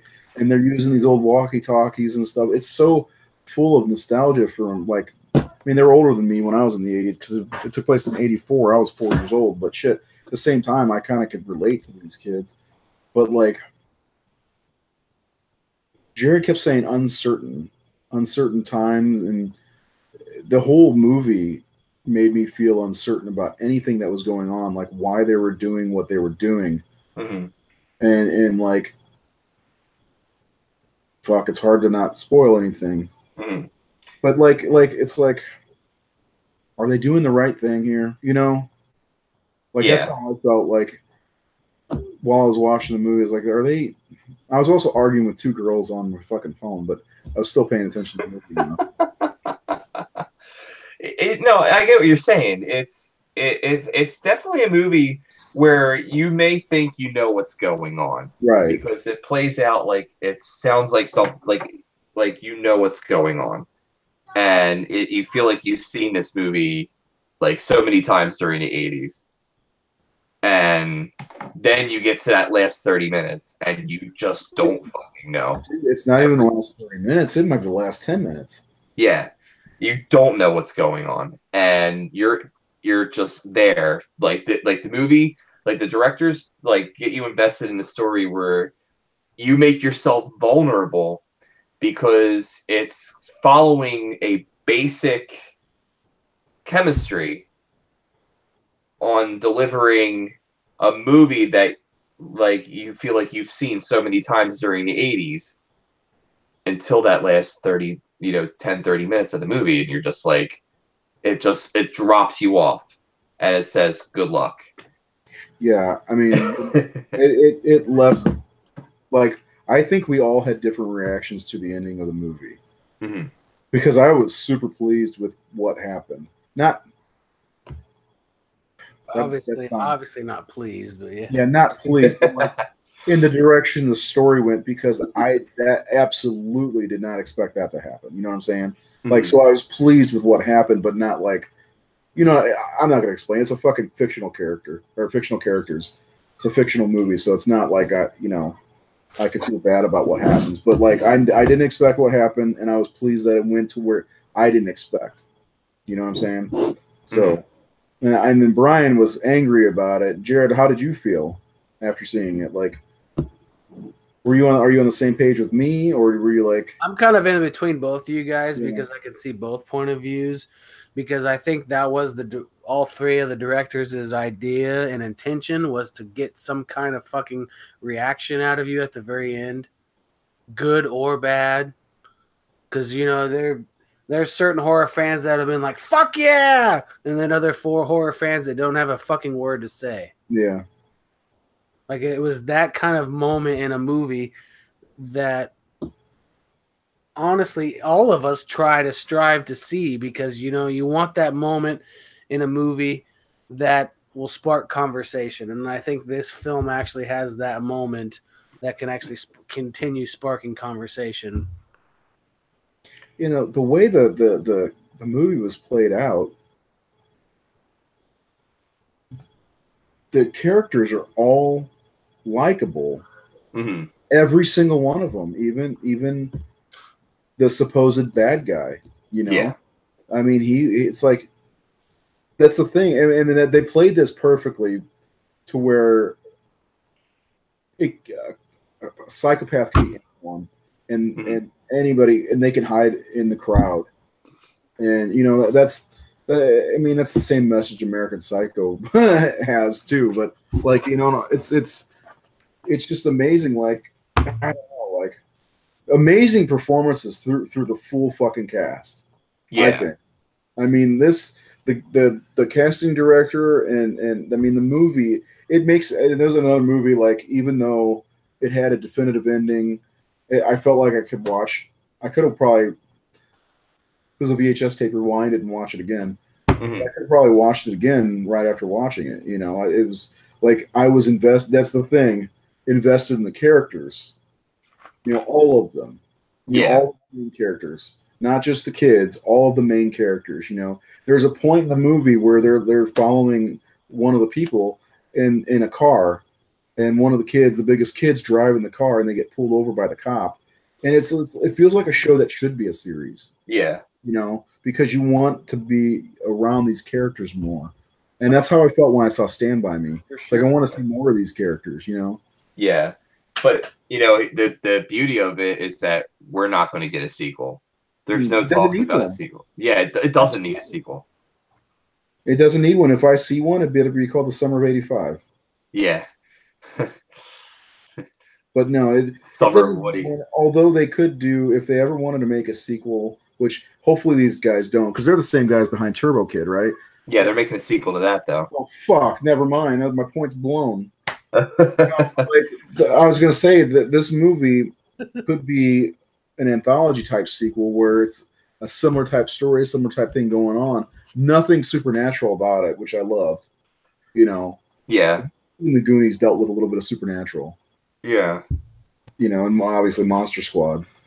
But like, God, it was a good movie.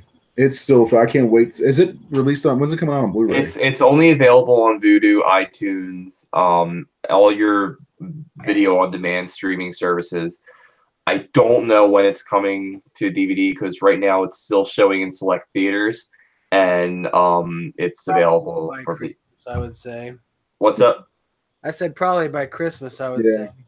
Yeah. I would say this is an absolute must see. And Jared, in his review, said it's. I don't know if he said it's probably or it is the best movie he's seen this year. Yeah. And I mean, yeah, I probably have to agree with that. Hands down. Yeah. Superb film. Another good movie that I saw this year. It's doing really well in film festivals right now. It's called The Ranger, and it's it's got like a synthy soundtrack, like a cyberpunk synth soundtrack as well. I wouldn't so much call it synthwave, but it's definitely like a cyberpunk soundtrack, and it's about these punk rock kids who are on the run from the police, and they hide out in like this great reserve. And the ranger is there, and he's psychotic, but he has like a history with the lead character. I don't know if you guys have seen it yet, but it's doing really well in film festivals, and that's also a really good horror movie. And yet alone, it's a really good final girl movie. Not many final girl movies are really out there anymore. Like the slasher genre has kind of like dissipated because now people are more into like ghost stories or like nuns coming out of the woodwork and scaring people that their videos get banned on YouTube. But you have you have movies like Summer of '84, and you have movies like The Ranger. It's like, and of course you have movies like Mrs. Claus.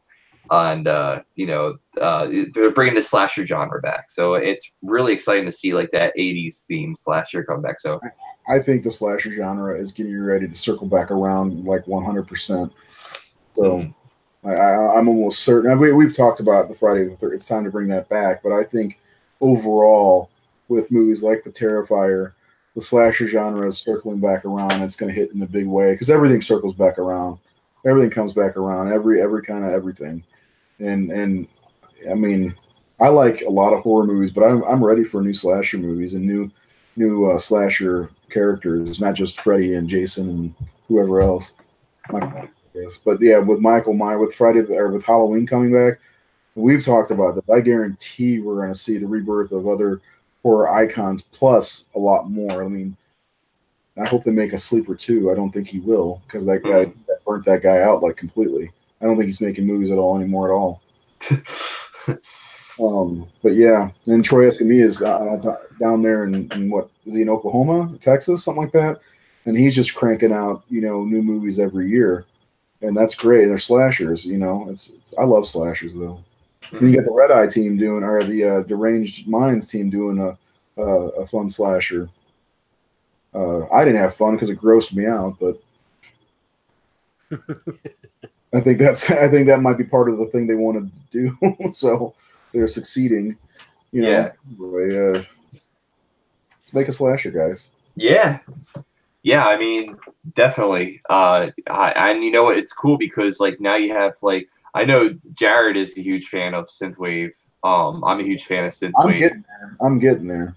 I have a playlist on Spotify. I will post a link to my Spotify playlist. It's got over 530 songs, all synthwave. You got anything that's free that we can use for our movies? Yeah, I can make some. I mean, it's really easy to make some synthesizer sounds and everything like that. That's the beauty of it, because one of the things that John Carpenter, when he said that he was making movies and why he composed his own scores was because it was cheap to do that way instead of relying on someone else to compose a score for him. Of course, later on he teamed up with Alan Howarth and made scores for Halloween 2. I think that was their first collaboration together. I could be wrong, but then they did Halloween 3 together, and I think Alan Howarth continued after John Carpenter left the Halloween franchise. I'm not sure, but John Carpenter was, he was composing his own music because it was easy to do that, and it was cheaper to do that. More cost effective, yeah. Yeah. And now look at him, like the new Halloween soundtrack. It's John Carpenter and Cody Carpenter, and their band that they had together when they were touring with John Carpenter's new album, like the Lost Themes and the Lost Themes 2. Halloween is going to have a synthwave score. How fucking cool is that? Like, it's written by the guys who did Pineapple Express, and they're bringing, a whole different type of element to it. It's going to have that synth score. It's going to have, the nostalgia, and it's going to be a revenge movie with Laurie Strode versus Michael Myers. And like if you said all that even 5 years ago, yeah, it's written by the guys that did Pineapple Express, and it has a synthwave score done by his son. Like, if you said that 5 years ago, who would even think that would make any sense? Yeah, like fucking A, man, like right on, Jared. Because because of the internet and because of the synthwave, like the cult, the revolution, like you have movies like Summer of '84, Turbo Kid, The Ranger, you have all these like synth scores, and now it's coming back, like you said, Ray, like a full 360 of slashers, 80s music or 80s type, feel. And it's what people want. But then again, you also have the people who say no movie will be better than the movies from the 80s. Will we find a natural balance? Will we find that natural balance? Maybe soon. It may be time for a new and maybe it's happening. Maybe we're in the middle of a new renaissance in horror. There's a lot of good stuff, and I don't know, I dig synthwave music. It's gonna be. The thing is, my question is with there's a lot of people trying to duplicate the '80s look and feel and set things in the '80s. How long is this gonna last? Like, I really wonder how long this is going to last, because I don't know that it's been done with any other decade. I know they've made movies here and there that take place in the 70s or the 60s or 50s or whatever, but like no decade has ever been like no decade has ever been like trying to be recreated as much as the 80s, emulated, And I wonder how long. Just like Dude Bro Massacre 3, I wonder how long this is going to last. And Dude Bro, all the way through the end, it lasted with Dude Bro.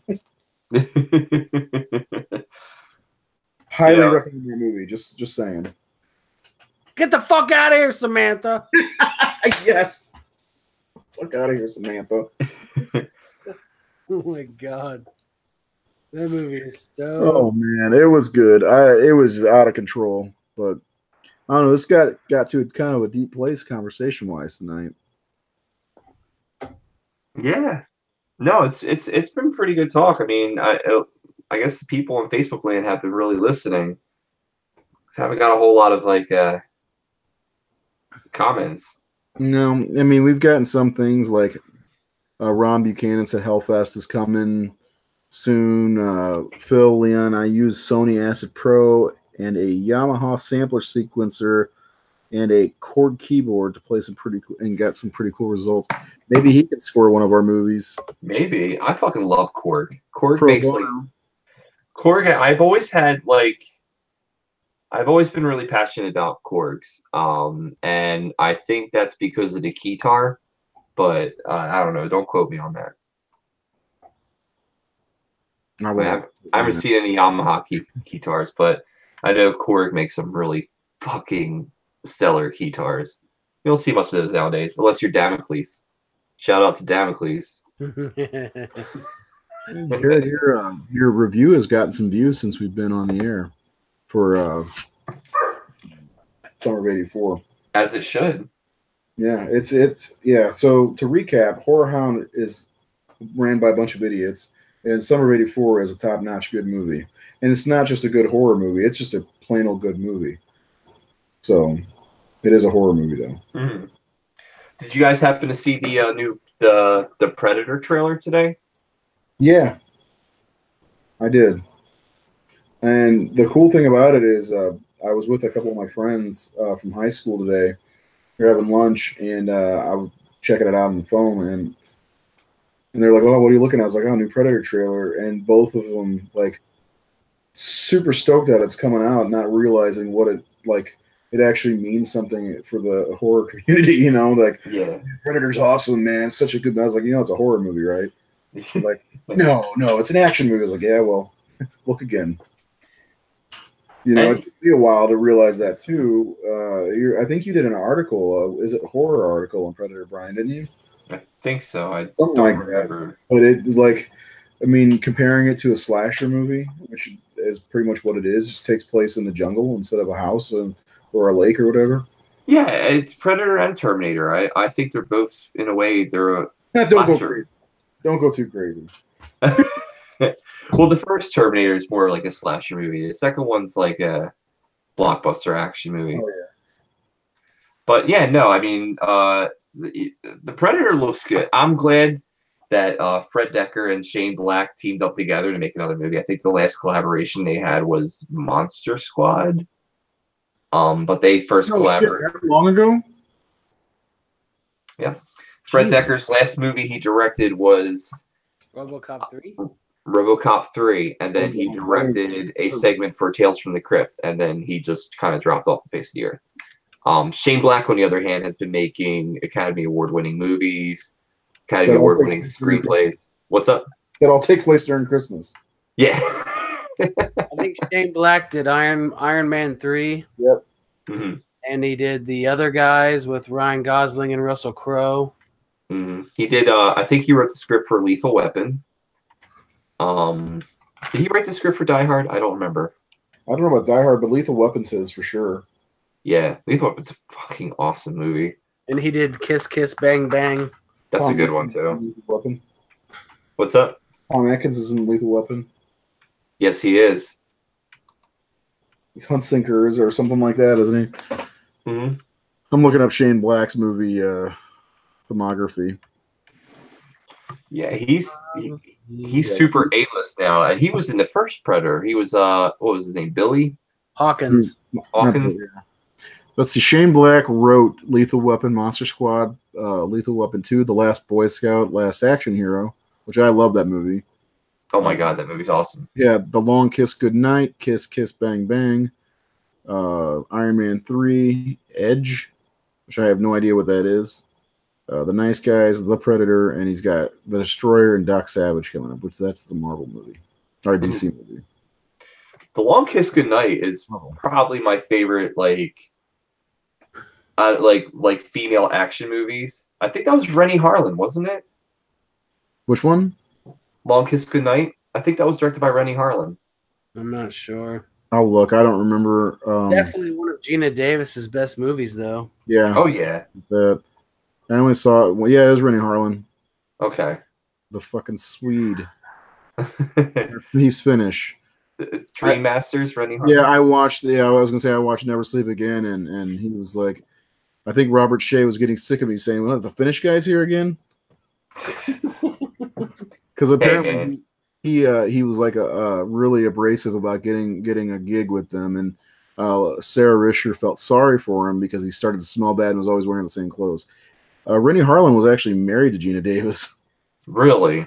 Yeah, from '93 to '98. So that was after she got done marrying to. Wait, she married Jeff Goldblum, I right? don't know Were if she they? married him, but they were together. Yeah. Yeah, but it was while Long Kiss Goodnight was being made. Gaia. Oh yeah, she did marry Goldblum in '87 and '90. Okay. Lie. Yep, this bitch. Yeah, man. They were in 2 movies together. I think they were in The Fly and Earth Girls Are Easy. Yeah, Yeah. I think there's one more. I don't think it's just those two. I think I've seen them in Transylvania 65000. They were in That's that. right. Oh, yeah. Yeah, but it could be even more. When did The Fly come out? '86. Transylvania 65000 came out in '86 also. So, anybody seen that movie? Because I love that fucking movie. It's the least Oh, favorite out of the 3 they were in together. 85. It came out in '85. Is there anything else she was in with Jeff Goldblum? Let's see. Jeff Goldblum was not in Stuart Little, was he? No, I think that's it. Yeah. No, but yeah, that movie. Jeff Goldblum played All the Way May in A League of Their Own, didn't he? No. Bad joke. Jared, tell them about Lori Petty.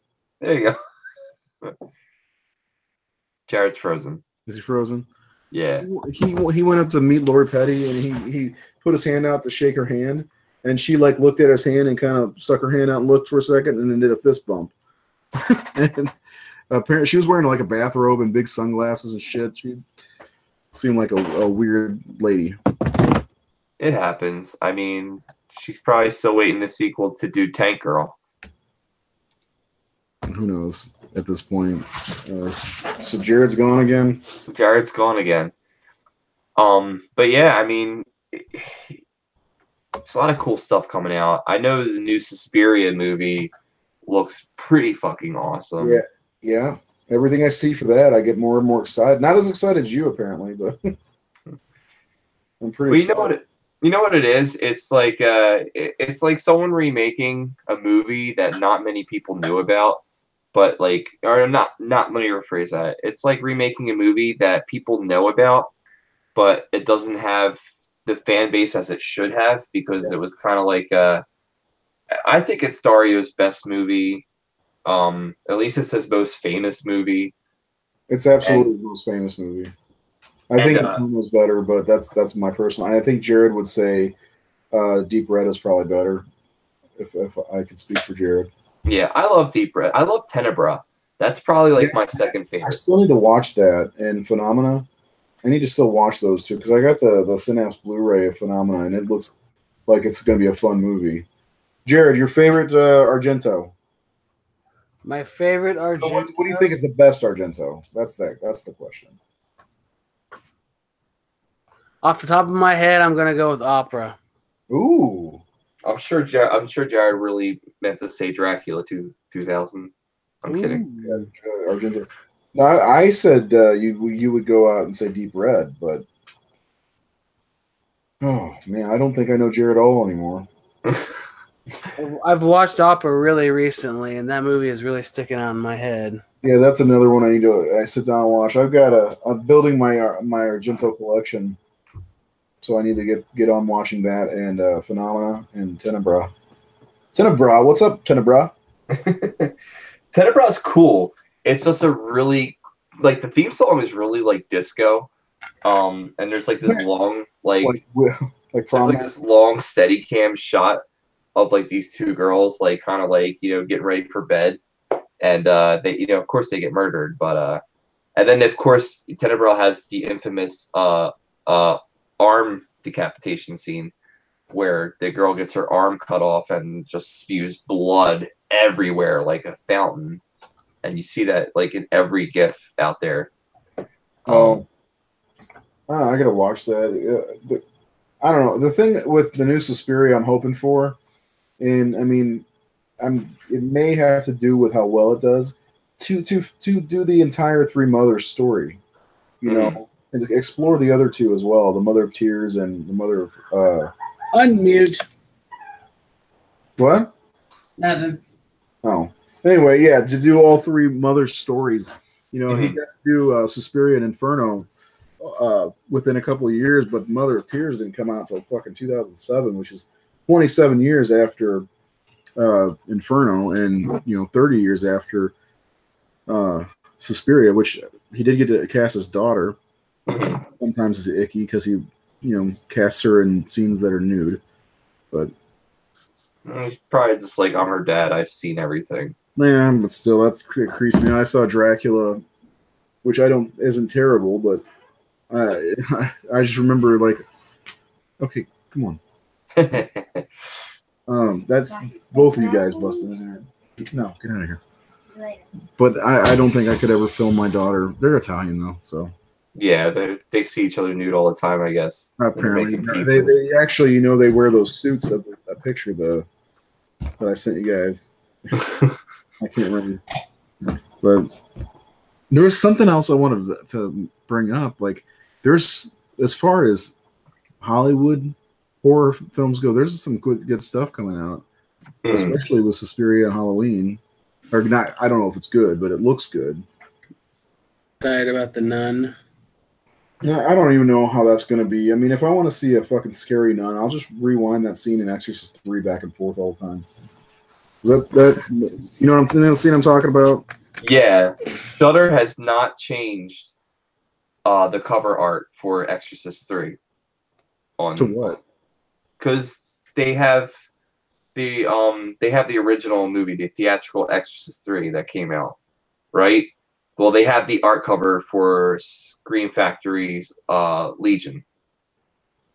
So it makes you think that you're seeing the Exorcist 3 director's cut, but you're not, because they used the Exorcist 3's director's cut art cover that Scream Factory released for the Exorcist 3 theatrical cut. And I wrote them an email several times. I'm like, you haven't changed this. And they're like, oh, sorry, we'll get on it right away. Probably don't give a shit. Yeah, it's been 3 years. Yeah, Shudder. I do like Shudder's service though.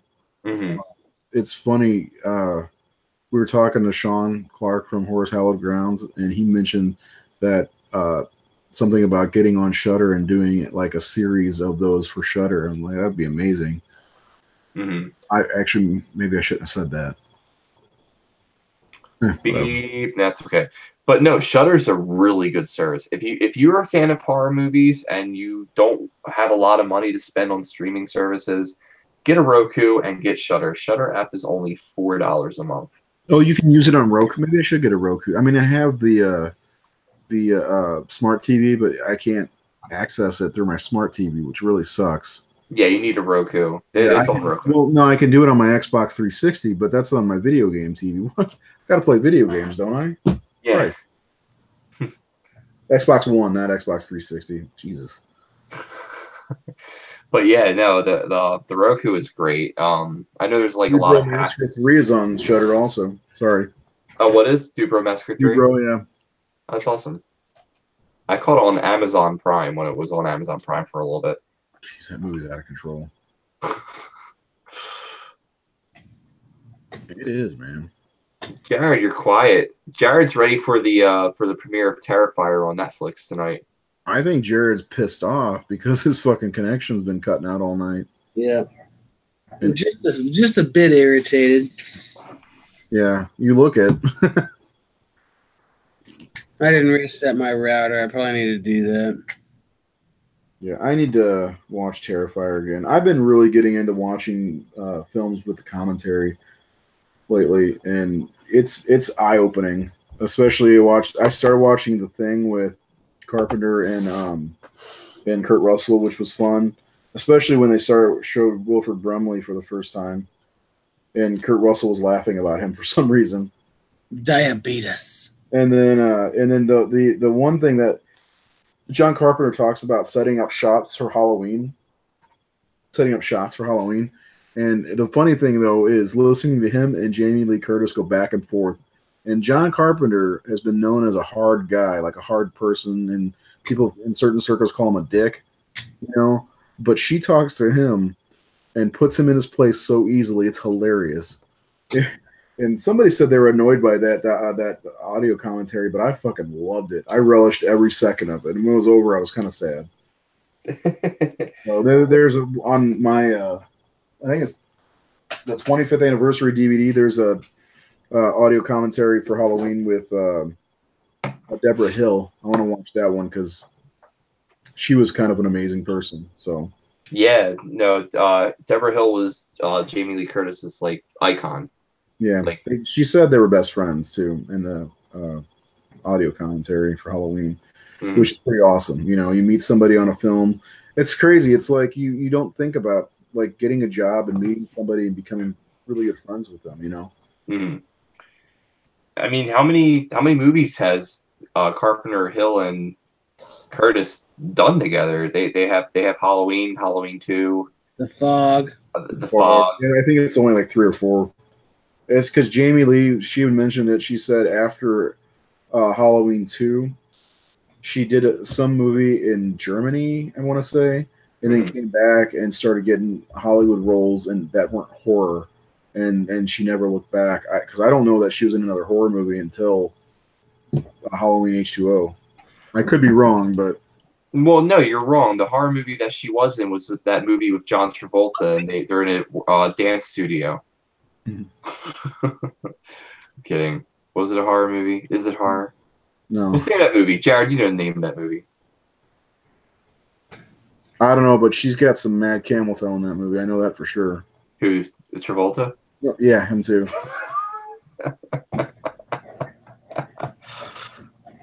Perfect. That's what it's called. It's called Perfect.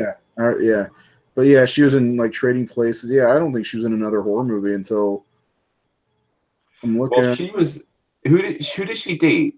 She dated. No, I'm thinking of Carrie Fisher. Carrie Fisher was with Dan Aykroyd for a while. Mm-hmm. But Jamie Lee Curtis, I think she started dating Christopher Guest. Yeah, yeah. They've been married. They're still married. Yeah. I can't believe that they've been married that long. I know. Jesus. That's good though, and they got 2 kids. Yeah. Yeah. Anyway, what else we got for tonight? I think that's it. We got 3 minutes left of the show. We can just exit out. Anybody still with us out there? Let's take a look. Shane Black was hired as an actor in Predator to assist with the script after the success of Lethal Weapon. Once he refused, his character was killed off. That was from Virginia Buchanan. Did you guys see that little video of her freaking out or whatever that her husband shot? Yeah. That looked cool. Yeah, I think pretty much everybody's gone now. And we got 4 viewers, and we appreciate each and every viewer. And Jared, oh, there he is again. I'm sorry, Jared. Well, I have news. It's good. I'm having an awful time. I'm so sorry, Jared. But Jared, I have news for you. Uh-oh. VHS Midnight will be returning in 2 weeks. Uh-oh. Can you give a hint of what's going to be on? Horror.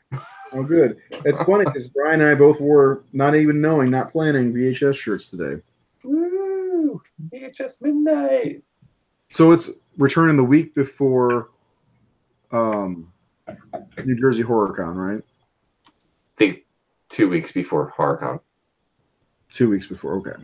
Mm-hmm. Sounds good. And then it will not be that weekend during NJ HorrorCon. Well, yeah, you're going to be out of town, right? Mm-hmm. It will pick up.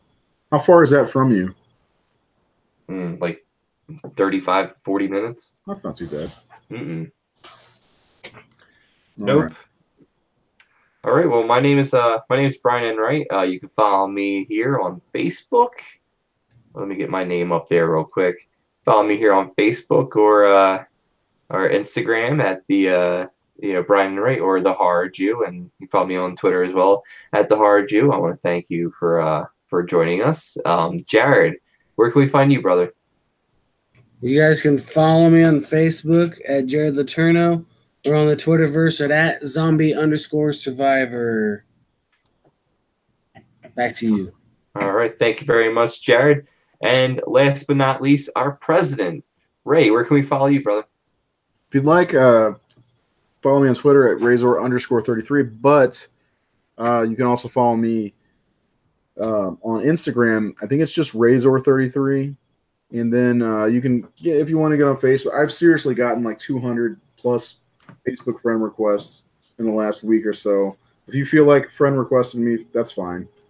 I think it's RWM or Razor or something like that on Facebook. Just look for Ray Merrick, my name, even though there's a few of me. So, but thanks again for watching and hearing me bitch about Horrorhound. Even though I had fun, I'm still disappointed with them. Cheers. All right. Well, thank you very much, everybody. And everyone have a safe, great night, and enjoy.